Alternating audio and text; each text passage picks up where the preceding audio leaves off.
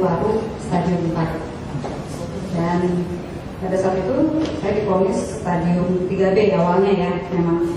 Terus kemudian dikatakan bahwa tidak ada obatnya kecuali obat yang harus diminum setiap hari. Dan setelah saya tanya ke sana sebetulnya obat itu juga tidak menyembuhkan, hanya saja menunda. Pada saat itu juga saya dikasih tahu menundanya sampai berapa lama tuh ada tertulis gitu. Saya ingat sekali dan itu sangat sebetulnya sangat ya udah nggak ada harapan ya, kayaknya udah langsung melihat tembok kematian aja di depan kantor gitu. Setelah 1,5 bulan kawan saya mengajak saya ke Singapura karena katanya kawan-kawan saya akhirnya menemukan dokter yang menurut mereka itu cukup canggih. Saya ke sana, sampai sana saya diperiksa semuanya, ternyata bukan 3B tapi 4. Jadi saya diperiksa ulang, ada PET scan, ada semua data dan sebagainya.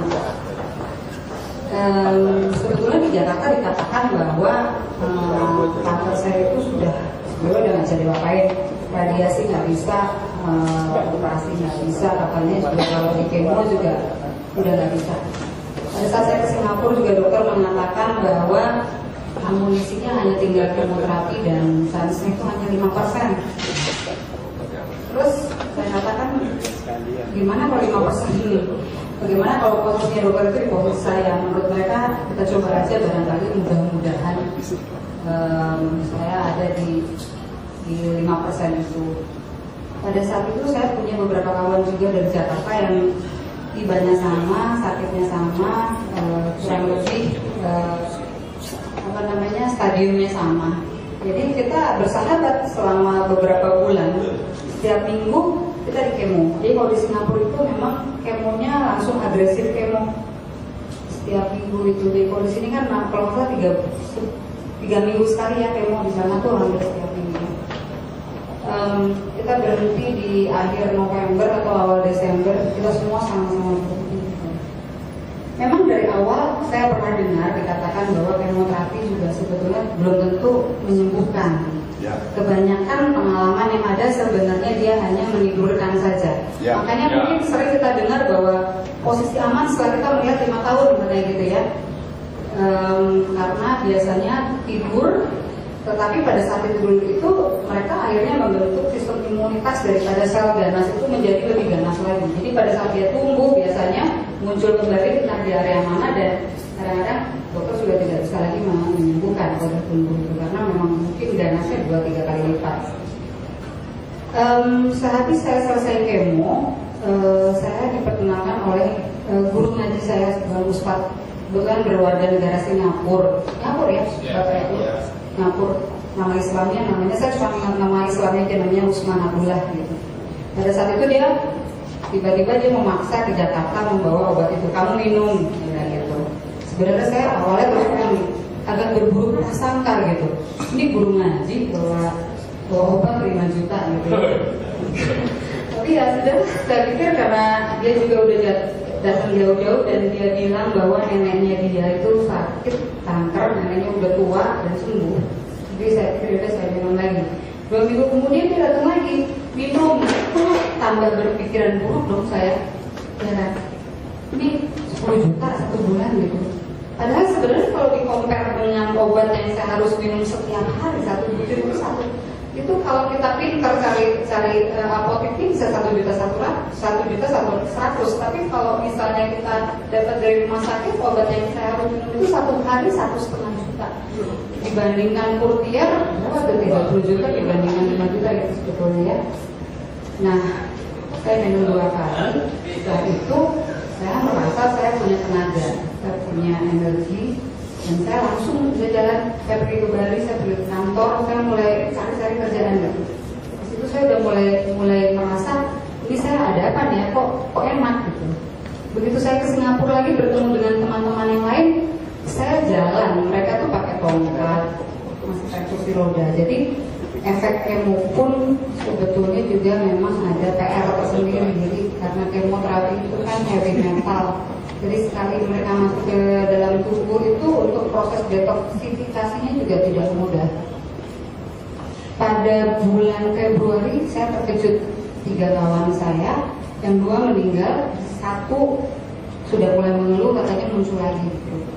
Jadi saya teringat, waduh benar juga ya, kemoterapi itu ternyata nggak paten gitu saya guys. Mulai panik dong saya, terus saya memeriksakan darah saya ke Amerika. Di Amerika itu katanya laboratoriumnya yang namanya juga di sana kan pusatnya CIA bersama FBI gitu ya. Jadi darahnya itu satu komponen darah itu mereka restruktur lagi, di genetikalnya dia urai lagi gitu. Dan pada bulan Maret saya lihat hasil darah saya dan itu mengejutkan sekali karena waktu kita baca sama-sama dokter Amerika itu mengatakan bahwa even footprintnya itu nggak ada. Jadi mereka bilang apakah benar kamu sakit kanker karena nggak ada sama sekali gejalanya gitu. Mudah-mudahan ya ulamanya. Saya mau tanya berapa lama setelah itu? 3 bulan. 3 bulan Maret. Awalnya saya minum 2, jadi 1 bulan itu saya minum 2 botol. Ya, gitu. 4 bulan minum 1 botol. Nah itu sebenarnya guru ngaji saya tadi sempat bilang 1 hari sebaiknya 6 sampai 8 butir. Tapi kan dari awal saya udah mikir gini, udah buru-buru prasangka kan, oh mahal gitu kan. Tapi kalau saya minum segitu, berapa hari udah ngabisin 1 botol gitu kan. Jadi saya sendiri memutuskan waktu itu 4 butir sehari saat itu gitu. Memutuskan 4 butir setelah berapa lama? Baru awal minum saya memutuskan itu gitu. Cuman waktu itu masalah karena mahal aja saya pikir gitu. Dan saya tidak ingat sama sekali saat itu biaya kemoterapi sekali kemo itu 100 juta. Ya. Lagi di Singapura kan belum rumah sakitnya, belum dokternya, belum obat-obatnya, belum suntik after kemoterapinya sendiri. Itu saya nggak bisa melihat komparasi itu gitu loh. Cuma saya merasa 5 juta mahal gitu kan. Nah terus kemudian akhirnya saya dinyatakan bahwa tidak even footprint daripada kanker itu tidak terlihat gitu. Semakin setiap bulan saya masih periksa, sampai bulan kemarin pun saya masih periksa, itu makin baik. Dan akhirnya kawan saya tinggal 1 angkatan saya kalau ini sekarang berarti 1,5 bulan yang lalu atau 2 bulan yang lalu akhirnya dia juga meninggal. Dia muncul di kanker otak. Jadi yang saya mau ceritakan adalah di sini saya minum Courtier dan mereka tidak minum Courtier. Dan apa kata orang bahwa memang kan kanker paru-paru termasuk yang kalau di kanker itu termasuk nomor 1 juga ya. Yang sulit disembuhkan gitu. Jadi itu satu hal, mereka akhirnya ya udah gone. Panik. Saya panik, saya periksa darah, saya makin kencang lagi minum airnya gitu karena memang panik. Dan saya tetap kuat, mungkin padahal harusnya udah bisa turun jadi 2.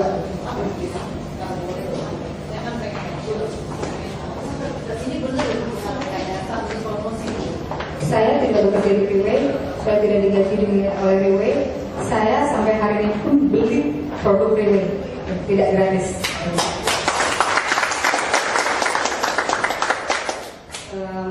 Kenapa saya mau berada di sini? Karena akhirnya saya berapa kali waktu itu diundang untuk memberikan testimoni, saya nggak mau karena saya waktu itu mikir sebenarnya siapa sih yang nyembuhin saya gitu. Ya, betul. Tapi belakangan saya merasa ini yang menyembuhkan saya. Makanya tadi juga saya bilang sama kawan-kawan saya terpanggil pokoknya kalau ada testimoni saya harus ngomong. Gitu. Terima kasih.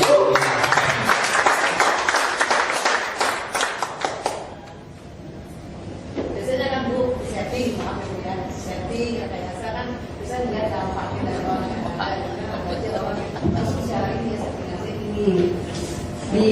pada saat ini saya tidak punya kompetensi untuk berbicara mengenai Riway karena saya tidak bekerja di Riway, tapi saya berbicara atas nama pribadi dan pengalaman saya pribadi.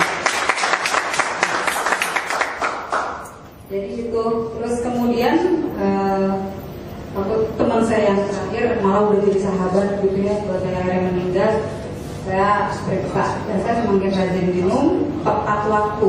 Biasanya nggak tepat waktu walaupun ininya sama ya berapa butirnya. Dan ini terus terang ya, saya nggak tahu saya bawa hasil darah saya atau tidak. Ini lebih mengejutkan lagi. Kemarin saya ke Singapura periksa darah 2 minggu yang lalu ya, seminggu yang lalu. Dan itu di darah saya kayak saya itu untuk menunjukkan ini ya apa kanker itu cuma dikasih tanda di bawah gitu. Tadinya kan normalnya 0 sampai 5. Saya tuh makin turun dari 0, dari 1, 0,8, 0,6. Saya cuma dikasih tanda di bawah. Saya tanya sama dokter saya kemarin, dok ini kok ada hasilnya? Kalau tanda itu berarti udah nggak tahu tuh. 0 pun saya udah nggak bisa bilang. Jadi di bawah 0 sampai 5 dia kasih tanda begini.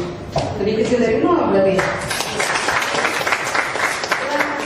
Mudah-mudahan aja gitu ya bahwa ini memang saya lihat mungkin ini proses yang diberikan oleh Tuhan untuk menyembuhkan sakit kanker saya gitu ya.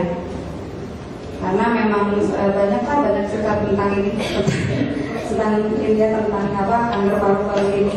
Itu mungkin yang bisa saya sampaikan. Oh ada lagi. Saya sejak 2001 itu mengidap ini sebenarnya penyakit hati, level saya dalam bagian terutama tuh nggak pernah di range normal, selalu di atas gitu. Dan itu mengejutkan juga semenjak saya minum Purtiar ini level saya normal. Teorinya nggak normal harusnya karena kemoterapi itu harusnya merusak atau membebani lever. Ini normal. Jadi memang apalagi kemarin 2 minggu 3 minggu ini saya udah benar-benar ke Purtiar yang lain saya stop.